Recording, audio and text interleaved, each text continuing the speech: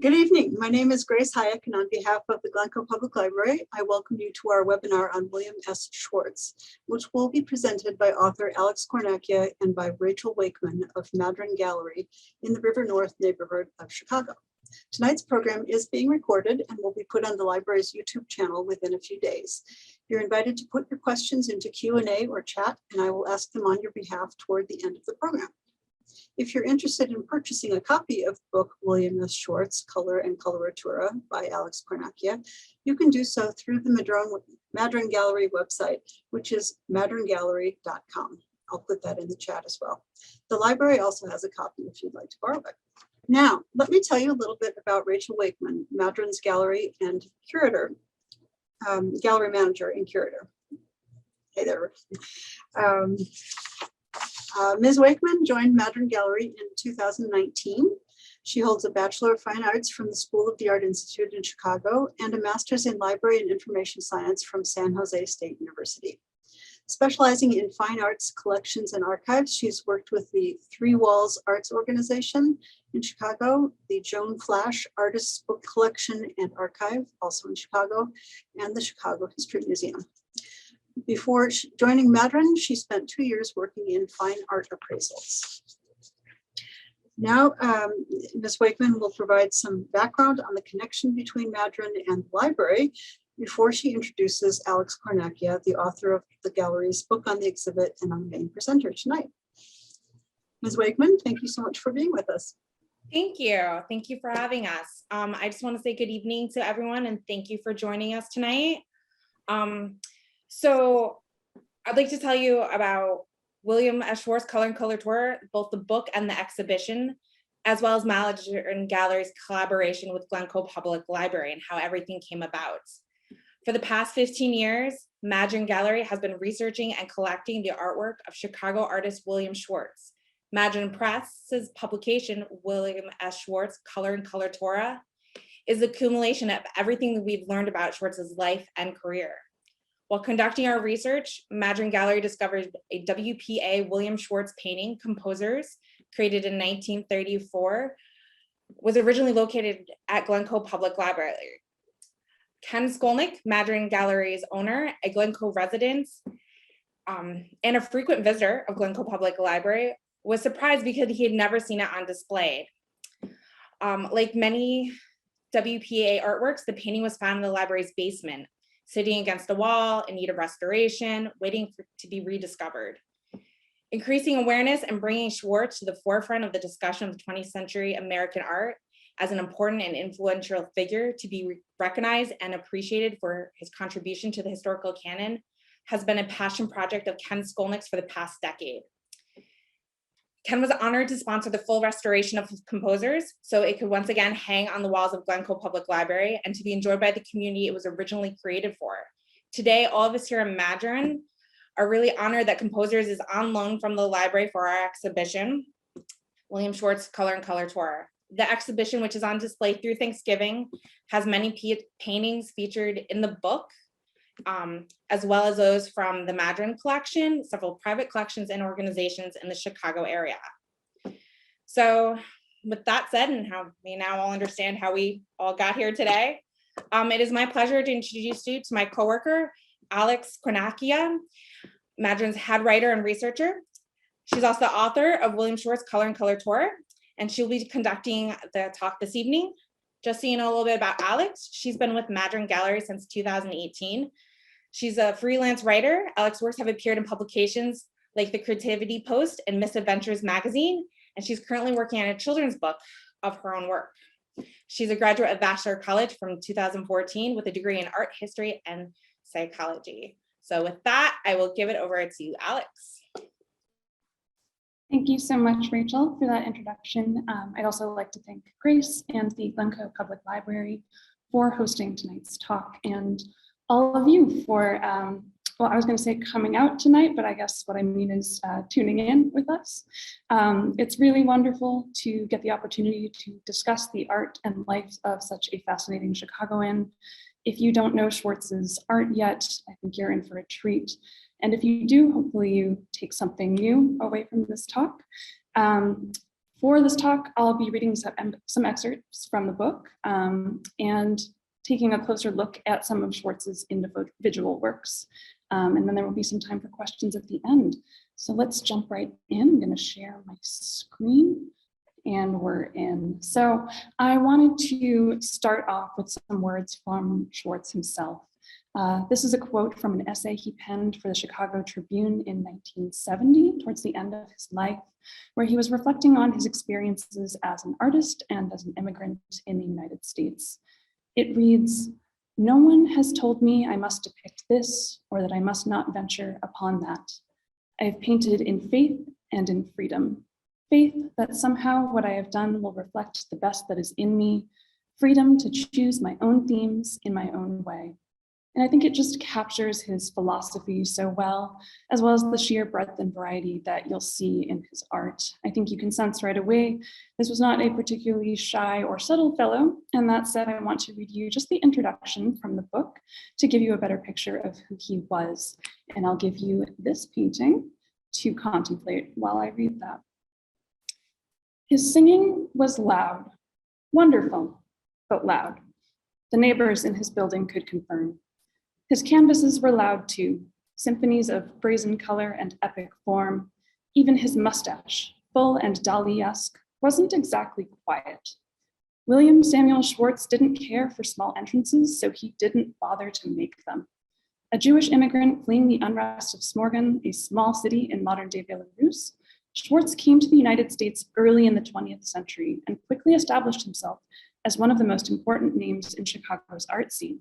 He was known for his eccentricity and unpredictability, a stylistic chameleon prone to sudden, vibrant shifts. He painted the urban and the agrarian, the real and the abstract. His symphonic form series, what might be considered his magnum opus, is a set of 66 paintings in which he translated the experience of listening to music onto canvases in bold, sweeping abstracts. In each phase of his artistic career, however, he left the mark of his color work, a through line amidst all the fluctuations. Those colors were indelible and undeniably his, striking, luminous, loud. For a single artist to paint everything in the world in every mode conceivable is, of course, impossible. William Schwartz came closer than most. He arrived in America as a teenager with a cane in his hand. He wanted to appear more intellectual and some plans in his mind: learn English, grow facial hair, become an artist. This last goal began to take a new shape as soon as he stepped off the boat. Surrounded during his first hours in New York City by the numerous options that life in the United States had to offer, Schwartz decided that everything in this new country, every person, profession, city, town, and rural landscape might merit a different method of painting. It was ambitious, an exhaustingly wide net to cast. To him, that just meant there was no time to waste. In 1918, still a student at the School of the Art Institute of Chicago, or SAIC, Schwartz painted a nude in green and blue. This had not been the assignment.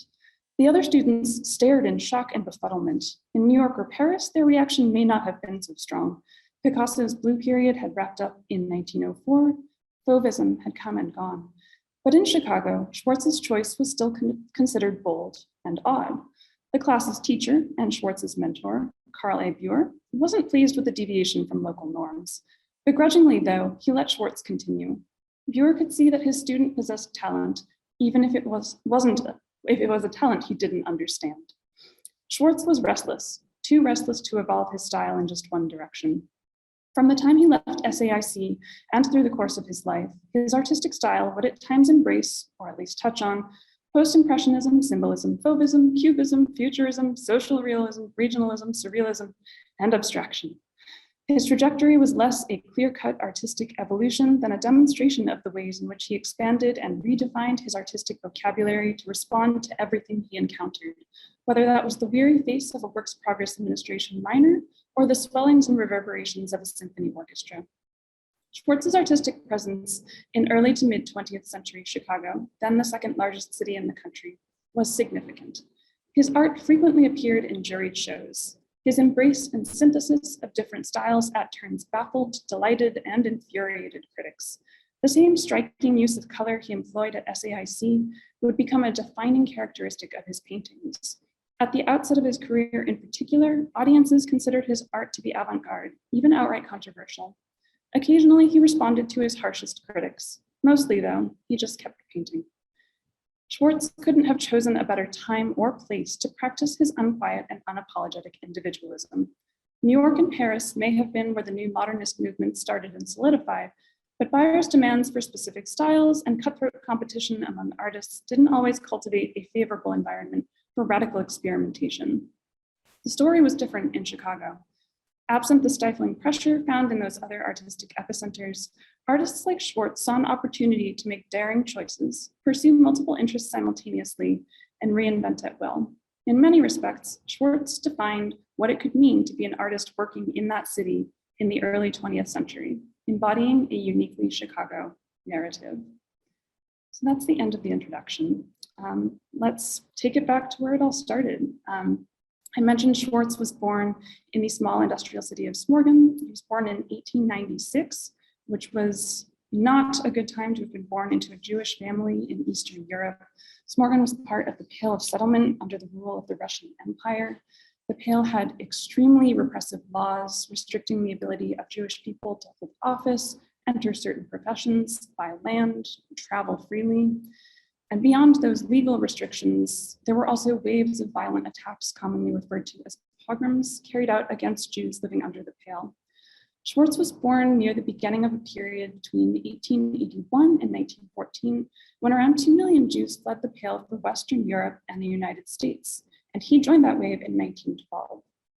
Despite the fact that he was born into a comparatively financially stable family, his dad was a butcher or a meat dealer, depending on which interview you read, which put them in a better position than a lot of Jewish families living in the smaller towns and villages or shtetls. And also, despite the fact that his parents were supportive of his artistic endeavors from a young age, it was impossible to completely escape the effects of the Pale's rampant anti-Semitism. The thing that ultimately pushed him out was a rejection from the Petrograd Academy, where he'd been hoping to continue his artistic studies, and they rejected him because of his Jewish identity. So in order to keep pursuing art, he decided to go to the United States, where some of his family were already living. So to turn to this painting, Old Country Bazaar, made about 14 years after he left Smorgon, we see a complex contending with that history.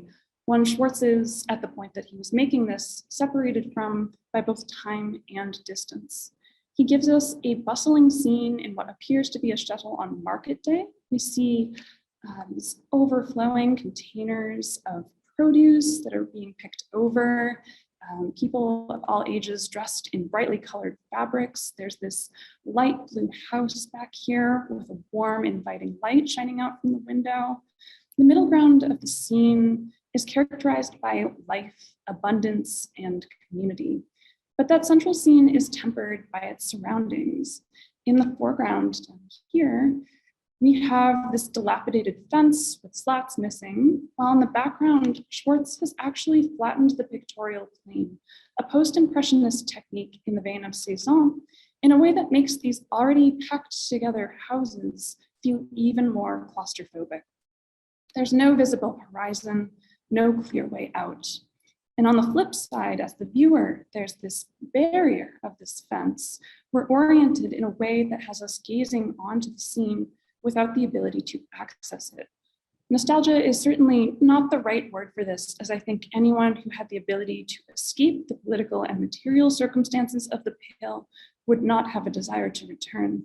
But I think you do get the impact of Schwartz's displacement, as well as the pain of loss of both country and community.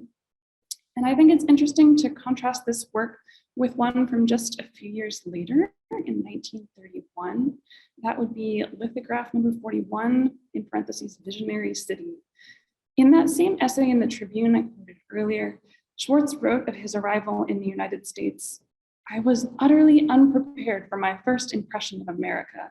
That impression, in one word, was power." And that word is underlined in the original essay. The sheer physical bulk of New York engulfed me. The drive and clamor of the city echoed in my ears. What size was here? What boldness and scale and wealth and lavishness? But most of all, what strength was symbolized by this great city and its thunder? On every side, what pace, what power. It's interesting Schwartz focuses so much on the positives in this essay because he really didn't end up staying in New York for terribly long, a little less than a year. It was just too expensive for him. Nice to know that so much has changed in the intervening 100+ years. So he moved out to Omaha, Nebraska, where his brother Max was living. He got a job there as a painter of houses, and then as a newspaper boy. And in the evenings, he studied with the respected portraitist John Laurie Wallace, who was himself a student of Thomas Eakins. Eventually, Wallace basically said to Schwartz, I think you've learned everything you can artistically in the state of Nebraska. You should really go to Chicago. So that's what Schwartz did. He applied to the School of the Art Institute, studied there between 1916 and 1919, and then actually paused his art career for a bit to work as a professional opera singer in the early to mid 1920s. We'll get into that a bit later. But even if he wasn't creating as much visual art in those years, he was absolutely soaking in this period of fantastic growth. In the 1920s, Chicago's population grew by 500,000 people, almost 40,000 new buildings were erected, and because the Loop, which is where everyone wanted to be building, only had so much land to go around, skyscrapers did what skyscrapers do, thanks to the dual inventions of steel beam construction and elevators. They just kept growing up. And that vertical expansion is very much the subject of lithograph number 41. Your eye is immediately drawn up here to this pinnacle by the triangular composition, where all these stacked pieces of buildings are jockeying for that top position.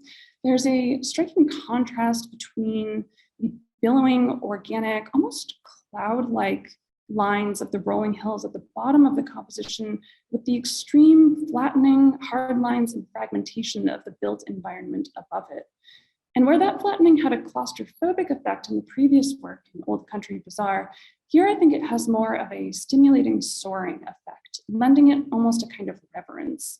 This is a celebration of the American city that Schwartz conceives of here as a kind of fantastical thing. It has an invented skyline that in some ways defies rationality, some of these kind of swirling abstract elements that creep in, as well as some odd juxtapositions in scale. We have like this tiny tower down here in the lower left, and this one here, and they seem to kind of be in the same thing, but that would be physically impossible given their respective sizes. And just to put into focus why Schwartz might be looking at American cities like New York and like Chicago with such awe, Smorgon, where he grew up, had a population of about 9,000 when he was born. Schwartz also spent some time in the city of Vilna studying at their Academy of Fine Arts in his youth. But at the time he left, its population was just under 200,000. When he arrived in New York, by contrast, there were over 4.5 million people living in the city, and construction was just finishing up on the Woolworth building at 792 feet tall. Chicago had a population of over 2.5 million when Schwartz got there in 1916. It was well over 3 million by the time he created this lithograph. And just a year prior, construction had finished on the Chicago Board of Trade building at 605 feet tall. So not to inundate you with numbers, but I do think it's important to keep in mind, having come from that small city of 9,000, what it meant to be encountering these major cities on the rise, just this shock of scale and abundance that I think really comes through in this work. And this is certainly a work that shares a kinship with precisionist works that were prevalent in America in the 20s and 30s, which took the city and industrialization as their subject matter, pulling influences from Cubism's breakdown of three-dimensional pictorial space, Futurism's emphasis on the speed and energy of modern life, and photography's more recent developments in abstraction to create these dynamic images that highlight and in certain respects idealize the streamlined, cool efficiency of modern cityscapes. But what I think is interesting in comparing this work by Schwartz to other works by well-known practitioners of precisionism, such as Charles Demuth, they would sometimes display a level of kind of detachment and removal, or at least conflicted feelings about the dehumanizing effects of technology, where Schwartz puts this optimism in his imagery, even in the title, Visionary City, that seems to still be carrying the initial excitement he felt upon seeing New York City for the first time. But to complicate that a bit, I do want to speak briefly of his artistic successes in the mid to late 1920s, and then the subsequent transition into the Depression. After weathering a few rejections from the Art Institute's juried shows in the early 20s, Schwartz had a piece accepted in 1924, followed by a one-man show there. His friend and art critic, Manuel Chapman, wrote this incredibly laudatory monograph about him that was published in 1930. In the late 1920s, Schwartz was testing the waters in experimentations in abstract painting. He was also turning down teaching posts and commercial art gigs. He felt, and I don't think he was wrong to think this, that his star was kind of on the rise. But the stock market crash of '29 and the years that followed brought with them waves of anti-immigrant sentiment, which manifested in some sectors of the American art world as a distaste for European modernism. When one critic commented on the inherent Americanness of Schwartz's works, particularly his landscapes during this period, that wasn't an idle comment, but I think an acknowledgement of the anti-Semitic attacks other critics, particularly Chicago's C.J. Boulez, had made against several of Schwartz's paintings and lithographs. Schwartz's subject matter did take a turn in the 30s. He was aligning himself more with regionalism and the American scene. Think of the regionalist triumvirate here. That would be Grant Wood, Thomas Hart Benton, and John Stuart Curry, who, especially after the 1934 article Time magazine ran, were held up as these homegrown artists who eschewed the influences of European influence in favor of the development of a singularly American style, taking particular inspiration from farm life and rural towns, a sort of go back to the heartland to find the real America ethos. So in Visionary City and in the landscapes we're looking at here, while there does appear to be a genuine appreciation for the city and for the land, particularly when you consider Schwartz would have had much more freedom of movement compared to living under the Pale, there might be also a layer of protectiveness in these works, a sort of signaled patriotism via alignment with artists who were perceived as, quote, true Americans. So here we're looking at a kind of combination landscape street scene of Galena, Illinois on the left. That's over here, and on the right is a slightly later landscape, which is the town of Crystal Falls in Michigan. Both Galena and Crystal Falls were actually in decline prior to the onset of the Depression. Galena sits on the Iowa border, and in the 19th century was a lead mining town that, being situated on the Mississippi River, was at one point the major port between St. Louis and St. Paul. Crystal Falls is in Iron County in the Upper Peninsula, and its major industry was, you may have been able to guess, iron mining. But even though Schwartz arrived in these places that were no longer in their prime, and we get hints of that in the isolation and alienation among the people on this Galena street over here, as well as the dark, cloudy skies of both works, he is also absolutely idealizing these landscapes. I should mention here, despite how people would sometimes speak about the so-called regionalists, they did not all embrace that title, and their, quote, purely American style, they absolutely did draw inspiration from European artists, even if they were reaching a little farther back than modernism. Michelangelo's mark can be seen in Benton's epic muscular figures. The color techniques of Titian and the themes of Courbet make their way into Curry's paintings. And for Schwartz, we can see how he folds in the influence of artists like Van Gogh, who he would have studied at the Academy of Fine Arts in Vilna, as well as 16th century mannerist El Greco, who we know was one of Schwartz's favorite artists. The animation of these rolling landscapes, I mean, Galena and Crystal Falls have hills, but what Schwartz portrays here is much more dramatized than what's actually in the landscape. But the rolling has a very Van Gogh inflected rhythm, especially in the Galena, Illinois painting. I mean, just look at that. In contrast to Van Gogh's thick impasto, though, Schwartz pairs these rolling lines with a drier paint application and more agitated brushwork, adding his own personal signature. This incredible green of the grass with these yellow highlights that you can see in both works, contrasted with the stormy clouds, that's El Greco's influence through and through. His view of Toledo comes to mind immediately. Another work in which the landscape was rearranged for maximum psychological effect rather than adhering strictly to making a faithful replica of the scene in front of him. These lands in Schwartz's paintings are lush, abundant, thriving, not words one would readily associate with the Dust Bowl of the 30s or the farm labor crisis of the early 40s. At a glance, these could be read as Schwartz disregarding the struggles of Americans in the Midwest, or perhaps more charitably offering a note of hope. But the stormy skies, in addition to adding an overall sense of drama, I think hint at someone whose hope isn't grounded in an ignorance of reality. A number of Schwartz's portraits from this period take a more direct look at the economic realities faced by many Americans during the Depression.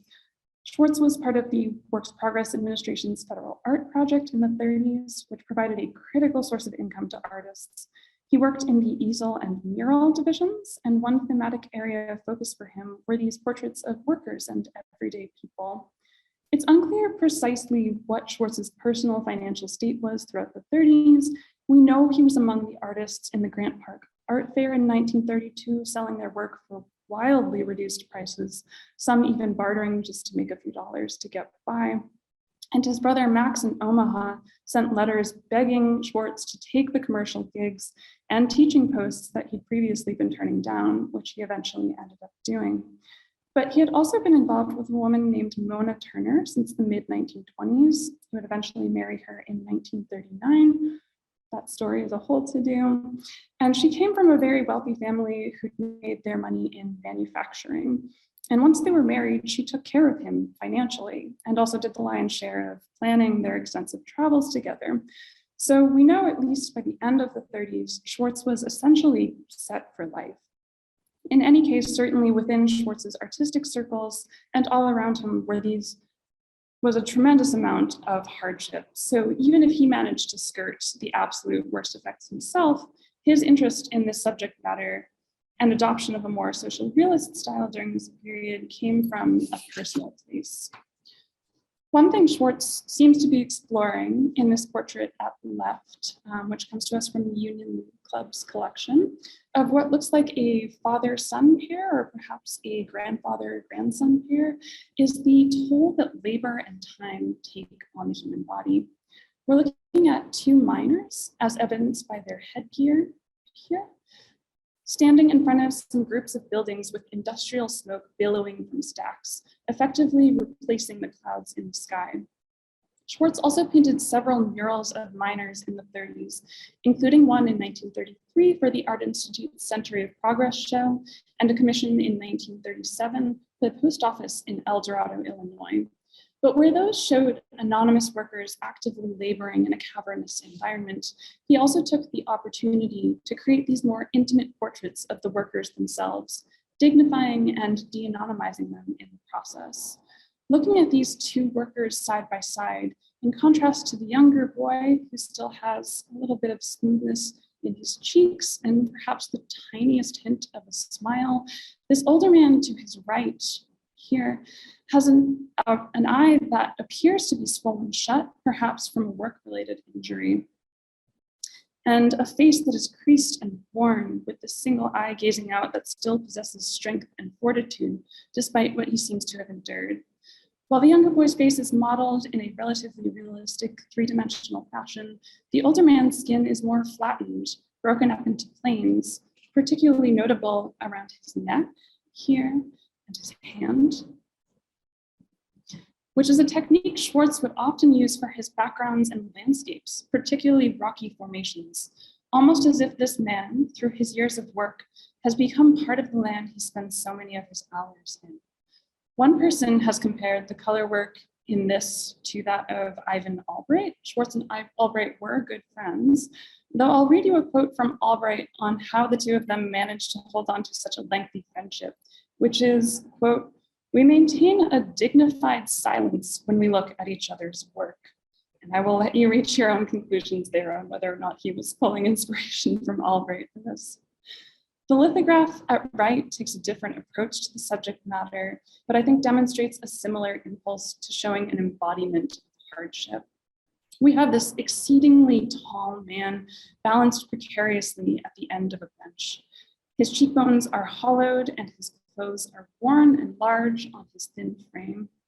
His posture feels as though he wants to sink down, to release this physical and emotional weight, but there's a tenseness in his body that won't allow it. You can see it in the rigid hand by his knee and the way he balances on the tips of his toes. Like he can't let himself give in or fully break down, willing his body to carry on.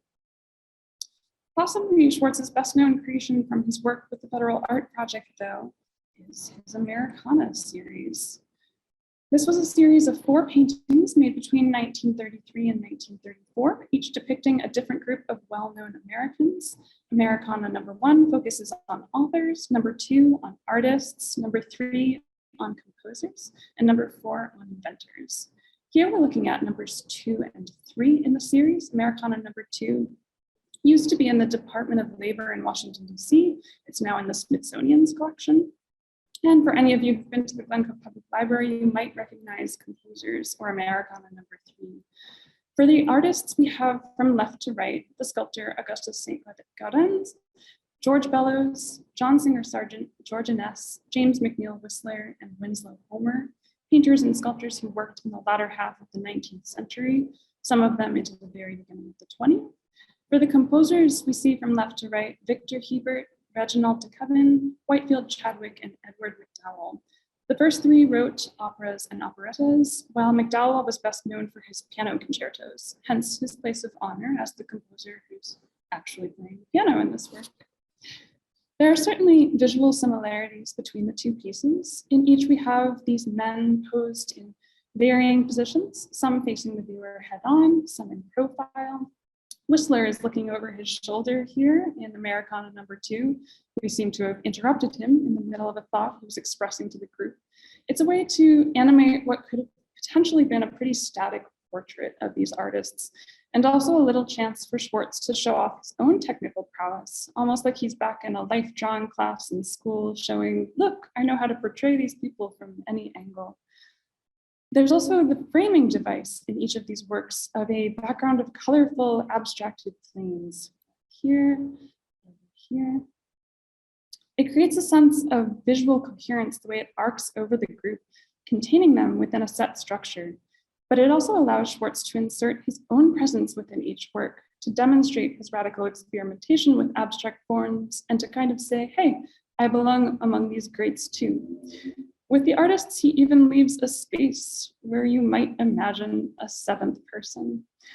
One of my favorite details in composers is that Schwartz has not depicted any notes on the sheet music here. It's instead this fluid, hazy wash of color, perhaps hinting at the nebulous early stages of the process of creating, whether that's musical or visual.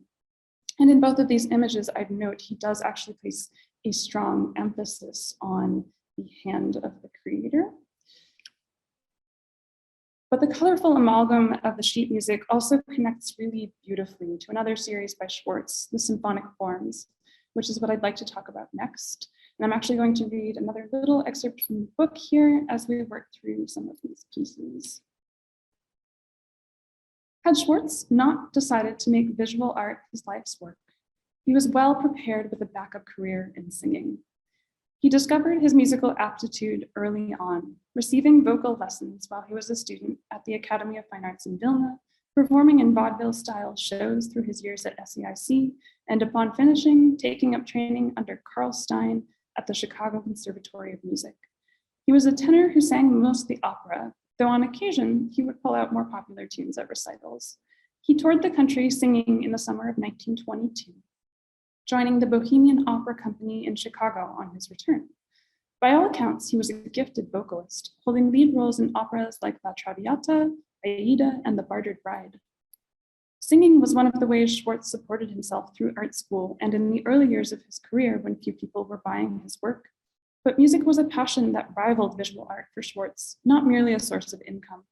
Even after he had made a firm decision in the mid-20s to halt his singing career and pursue visual art full-time, neighbors in his Rush Street apartment building continued to hear him singing while he went about his days.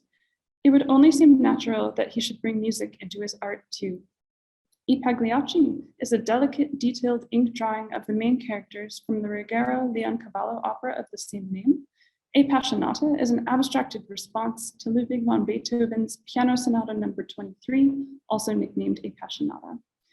The The most notable way that Schwartz combined his passions for music and art, though, was in a series of paintings that he began in 1930 and continued almost up to his death in 1977. These are the symphonic forms, colorful, semi-abstract works that visually capture the auditory experience of listening to music.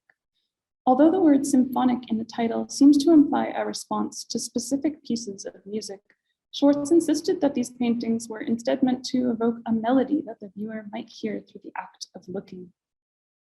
The representation of synesthesia via abstraction was not a new concept in painting when Schwartz began work on his symphonic forms.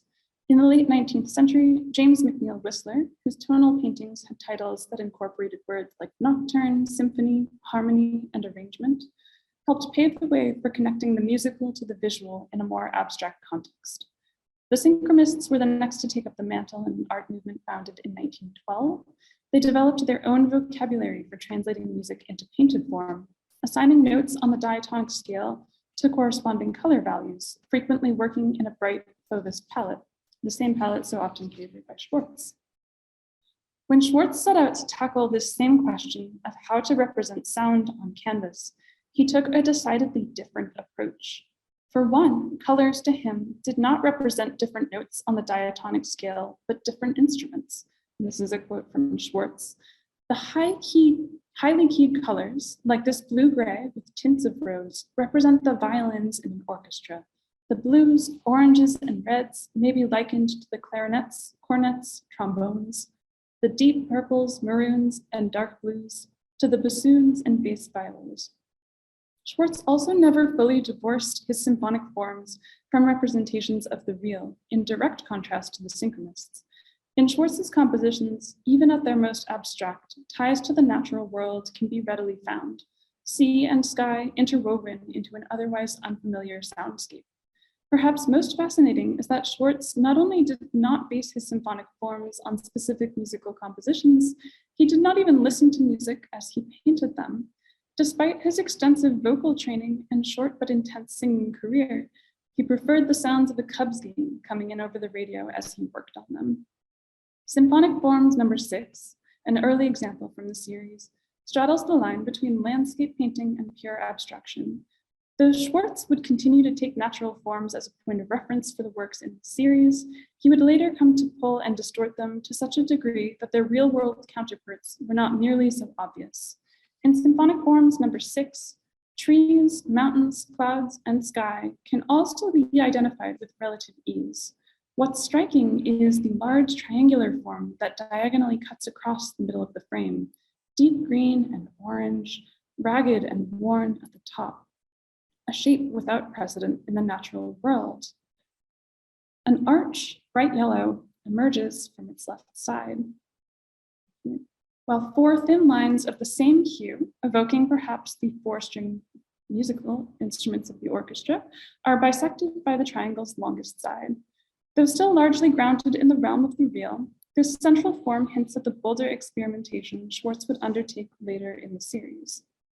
Somewhere around 1937, at age 41, Schwartz abandoned the symphonic forms, not creating a new one for more than a decade. When he finally did return to them, they began to take on a different tone. They became increasingly abstract, the colors more opaque. They also seemed to incorporate more of the concepts Wassily Kandinsky touched on in his 1911 treatise on painting and abstraction, Concerning the Spiritual in Art, a book widely read by the artistic community with which Schwartz likely would have been familiar. In it, Kandinsky talks about how the abstract representation of something creates a distinct impression in the mind. The distillation, inner harmony is the phrase he uses, resonating at a deeper level than a more straightforward representation might. This seems especially in tune with how Schwartz spoke of his own work, stating that, quote, viewing these paintings is like listening to music, but it is the spectator who makes the music. In other words, it is the job of the artist to distill and abstract, but it is the work of the viewer to make it actually sing. Symphonic Forms from C, Symphonic Forms number 57, is one of the later, more mature works in the series. The canvas is dominated by cool tones, clarinets, violins, violas, and basses that create an epic suite. It extends from a single point of light blue in the upper left corner that curves down to the bottom edge, then bends upward again, ending with a trio of blue and purple forms that open into brown flecked with green, then blackness. The middle is a fluid, swirling mass, but not without structure. Forms echo and parallel one another in different hues, a compositional choice Schwartz explained as different instruments taking up the melody. Shapes expand and contract, evoking contrasts in musical dynamics. Lines branch off like variations or improvisations. The overall trajectory recalls the shape of a symphony, beginning with a quicker allegro, descending into an andante or adagio, then picking up the pace again with a minuet, followed by a grand allegro that ends with a final chord, and then silence. However, this is a space that invites play rather than concrete interpretation, a song that shifts with the whims of the viewer's mind. And that's the end of that excerpt. I mentioned that Schwartz had an apartment on Rush Street at the corner of Hubbard, and just a note, they had paintings on absolutely every surface of that apartment, including the bathroom, which Schwartz reserved for his own work. The rest of the place had work from his artist friends, including one portrait by Anthony Angarola hung over the kitchen sink. So whenever Schwartz was drying dishes, he was just kind of staring at himself. That apartment was actually on the third floor in the same building as the restaurant and art gallery Riccardo's, or sometimes just called Rick's, an Italian joint that opened in the mid-30s that was quite popular with journalists and artists of all disciplines. The owner, Riccardo Novaretti, was an artist himself who'd done some work under the Works Progress Administration. When he first opened his restaurant, he was hanging his own art up on the walls and selling it to anyone who was interested, but he eventually started inviting his friends to do the same. He also commissioned 7 large-scale works, each by a different painter and each representing a different art form. Drama was done by Ivan Albright, painting by Vincent D'Agostino, literature by Rudolf Weisenborn, architecture by Aaron Borod, sculpture by Maven Albright, and Schwartz was naturally given the task of creating music. And because you're looking at this on a small slideshow and it's hard to get any sense of scale here, I feel I should point you to the dimensions of this piece, which is 7 feet tall, so it is not easy to miss. This work shows another instance of Schwartz creating at the cusp of real and abstract.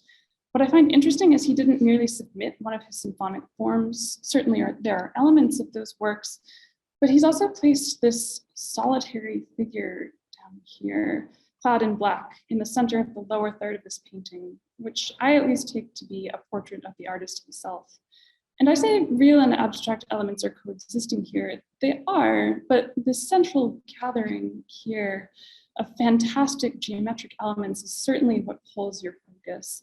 The sun is in the upper right-hand corner here, shrouded by these dark purple clouds. Meanwhile, this vibrant yellow formation in the middle is literally shining brighter than the sun, as if to announce that what can be created by the hand of the artist is more impressive than anything nature might produce. But neither is this a straightforward artistic ego trip. If anything, this central figure appears to be in some amount of distress down here, perhaps feeling alone in the possession of a singular artistic vision. I do want to talk a little bit more about Schwartz's use of color, because it was something that he was known for, or to some, something he was infamous for. I mentioned earlier that he studied at the Art Institute school under Carl Buer, who was primarily an impressionist, one of the American impressionists in Giverny. Buer actually wrote down an extensive list of rules about composition and painting, which would have been the same or at least very similar information to what he was imparting to students in his classes. These included a lot of thoughts about how color should be used. Here's just a sampling of some of those rules. 1, must not use the same colors in background as in the foreground. The background will not stay back if you do. 2, don't use blue or yellow much in the distance. 3, as a rule, forehead is white, chin white, color in upper cheek and ear, lower cheek not so red. So you can see that he was operating from a stance of wanting to maintain a relative degree of realism in coloring, even as he was creating quite vibrant works of his own. Art critic Eleanor Jewett wrote of Buer upon his death in 1952, "The mention of his name spells sunshine on a summer day, clear, lovely women who smile from fresh canvas and a quantity of flowers. Storm, shadow were foreign to him." But even in his student days, Schwartz was pushing back against that line of thinking, occasionally outright ignoring it, and drawing inspiration from the color work of, as I've mentioned, Van Gogh and Matisse. From Van Gogh, Schwartz really picked up the use of juxtaposing complementary colors as a means to bring out each respective tone. Not at all to say that Impressionist painters weren't using this technique, they absolutely were, but they would often throw in some grays or muddier tones to give the paintings more subtlety and offset some of the intensity. Garishness is a word that was often applied to some of the later post-impressionist coloring. So in music here, for example, purple and yellow are complementary colors on the color wheel, and the yellow becomes even more vibrant as a result of its placement. And from Matisse, he took the use of bold, flat areas of color that, because there's essentially no shading and so little gradation between colors, really emphasize the flatness of the canvas.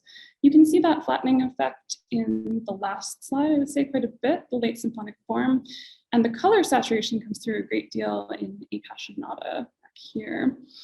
And actually, in an interview, Matisse said that he, quote, came to consider colors as forces to be assembled as inspiration dictates. All the colors sing together. Their strength is determined by the needs of the chorus. It's like a musical chord. So there's a clear kinship between those two artists. I think it's easy to look at these works now and think, that doesn't seem too outlandish to me. And some critics at the time really did love Schwartz's use of color. There are quotes from reviews like, quote, his color range literally sings, and his colors glow with red, blue, and meridian of Gothic stained glass. But there were just as many detractors, particularly in his early abstract work, who accused him of having, quote, violently colored and overly melodramatic canvases. And I'd be remiss if I didn't mention just a few years before Schwartz arrived in Chicago, the Armory Show came to the Art Institute in 1913, which was the modernist show that really rocked the American art world initially in New York earlier that year. And on the final day of the exhibition, several hundred students from SAIC recreated 4 of Matisse's paintings, including a nude in blue, and burned them to show their disdain for his, quote, betrayal of art, just to give you a sense of the culture of conservatism that Schwartz was walking into. In any case, whether you adore them or despise them, when people talk about what makes a Schwartz, in addition to his stylized takes on Cubism and Post-Impressionism, I think most frequently they're talking about these kind of bold, glowing colors, particularly abstract works, give the sense that the canvas itself is glowing. I wanted to end with some of Schwartz's self-portraits. I think it's interesting to look at these 3 side by side to get a sense of his evolution as a painter and in terms of his understanding of his own identity. Discontent, the painting at left, is the earliest of the group. This has Schwartz working at kind of his most realist, particularly in terms of color and the 3-dimensionality of the figures. It's got a remarkably steady compositional structure with these 2 triangles, one formed by the central group here with Schwartz at the pinnacle, and then the echo of that shape in the mountainous terrain behind them. A technique he may have pulled from as far back as Italian Renaissance paintings, which tended to utilize that same symmetry to create a strong, grounded formal composition. In Discontent, it also carries the implication of hierarchy, with Schwartz as this central visionary figure, and the group behind him placed on slightly lower ground. There is certainly a religious implication in terms of the imagery here, with Schwartz casting himself as a Jesus-like figure, leading a group of part wary, part intrigued, perhaps apostles, which ties into his own self-perception as a trailblazing artist who had his share of critics and doubters. If you're thinking this might be a bit of an ego-stroking self-portrait, you would not be alone in that assessment. In a letter to Anthony Angarola from the artist Dewey Albison wrote of Schwartz, quote, his ego is a rare one. No doubt his stage experience developing it to the highest degree. But in 1926, that makes sense. Schwartz was still early enough in his career that there may have been kind of an impetus of feeling he still had something to prove artistically. In the middle here, we have Spirits, painted 2 years after Discontent. If there's any assertion of artistic prowess in Spirits, it's through formal experimentation rather than subject matter. Explorations of cafe and bar culture certainly had a long-standing tradition in European art, especially within Impressionism and Post-Impressionism, from Manet's Absinthe Drinker of 1859 to Degas and Toulouse-Lautrec's portraits of cafe-goers in Paris of the 1880s and 1890s. Particularly with Degas and Toulouse-Lautrec, often these sort of tired, downtrodden women would appear in their images, who were frequently understood to be sex workers.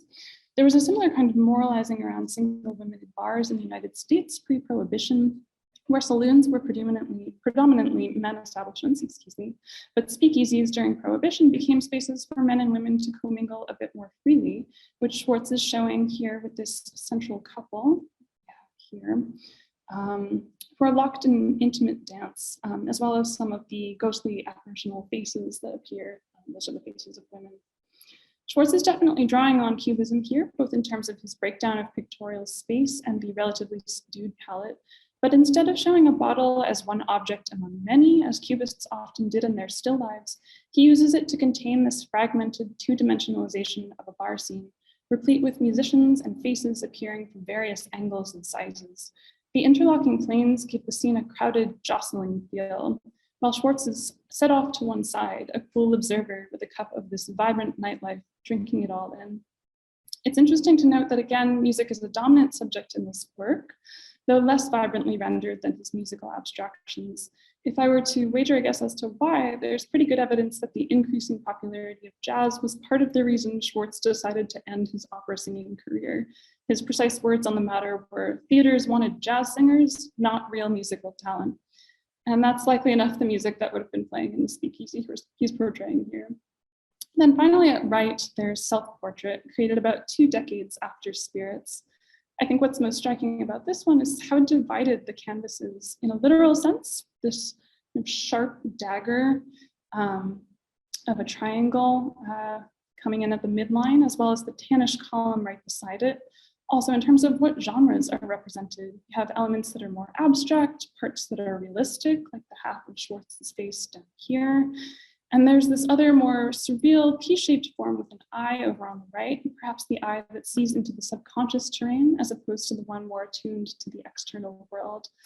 This is a portrait of a self that's divided. Belarusian immigrant and American citizen, painter and musician, artist cross-pollinating countless genres. It's also an attempt to reconcile all these varying identities, to embrace that inherent conflictedness and balance it on a single canvas. In 1951, Schwartz had a self-portrait exhibited as part of the Art Institute's Contemporary American Art Show, alongside abstract expressionists like Jackson Pollock, Willem de Kooning, and Robert Motherwell. Interestingly, the work they chose of Schwartz's was from 1930. Clearly, they were positioning him as a precursor to these other artists. That was the last show he was accepted to at the Art Institute. He continued to exhibit a few more years after that, but his tastes and style didn't really intersect with the abstract expressionist group. It was a movement he saw as sort of amateurish, something that was born entirely in the studio rather than being responsive to the outside world. Schwartz's years after 1950 were for the most part spent traveling. He and Mona took trips around the Midwest, the Northeast, Canada, and one extended trip to Europe. He became particularly fond of collecting weathered driftwood on the shores of Lake Michigan, which he hung in their apartment. Love when your spouse picks up a new hobby. And he painted those in this surreal manner reminiscent of Yves Tanguy as these kind of writhing, arachnoid, otherworldly masses.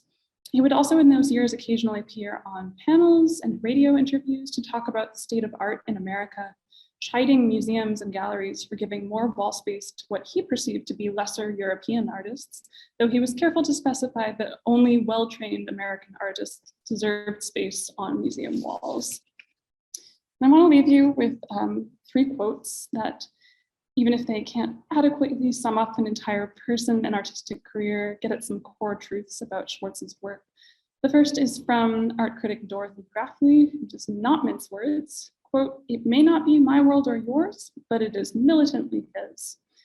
The second is from Dudley Crafts Watson, a lecturer for the Art Institute, as well as a friend and a fan of Schwartz, I would say.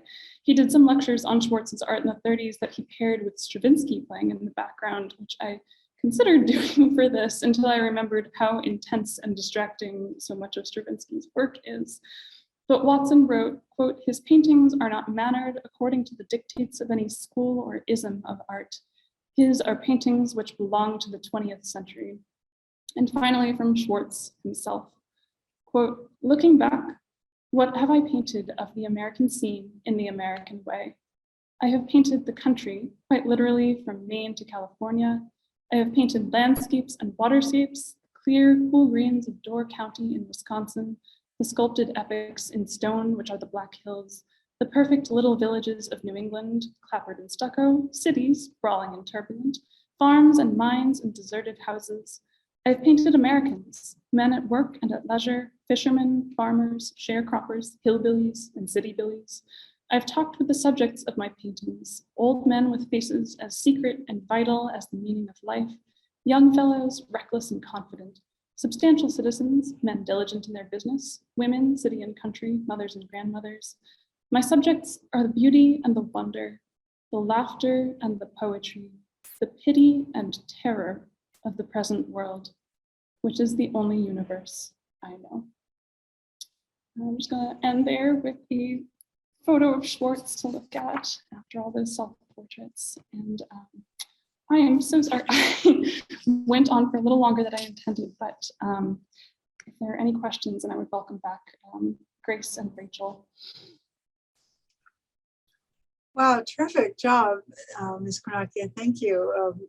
You gave us a very complete picture and a acute analysis of his work, and I'm grateful to you for that. We do have a question.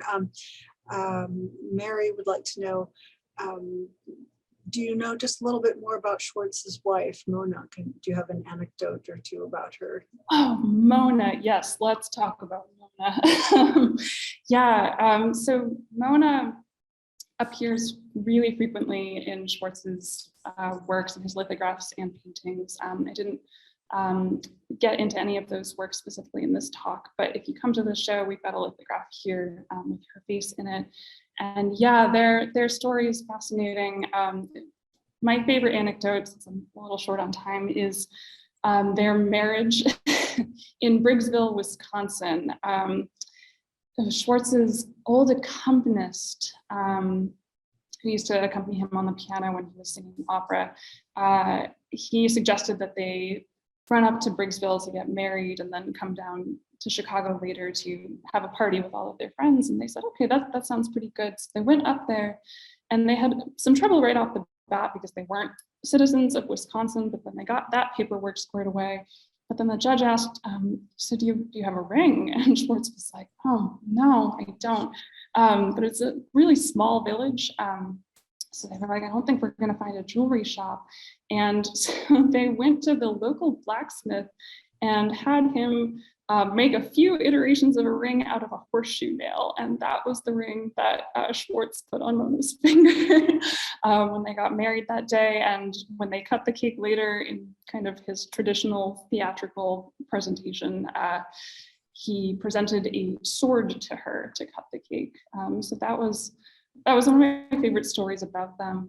But yeah, she was instrumental, absolutely instrumental to his success. And this book and this show wouldn't exist as they do without her. And I think, yeah, it is crucial to mention her presence in his life.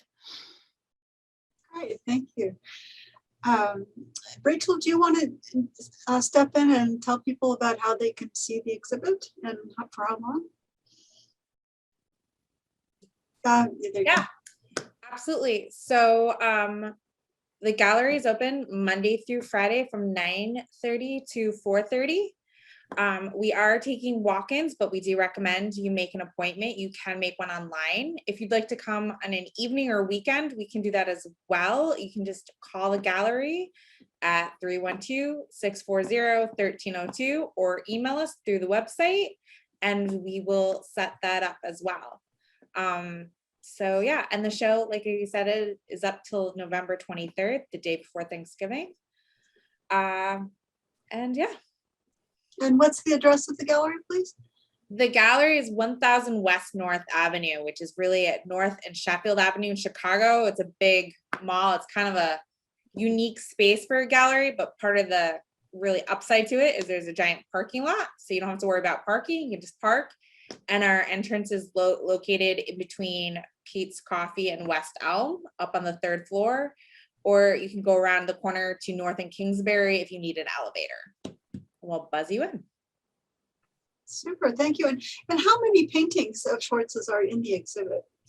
I don't know if you said that. 33, I want to say. Okay. 33 is coming to the top of my head. It's been a while since I counted them last. but it's quite a few. Okay, well, I think that that'll do for tonight then. And I thank everyone in the audience for being with us. And my thanks go to Rachel Wakeman and Alex Cornacchia for a terrific presentation. Thank you very much. Yes, Thanks thank so you, much, Grace. Good night. Good night. Right.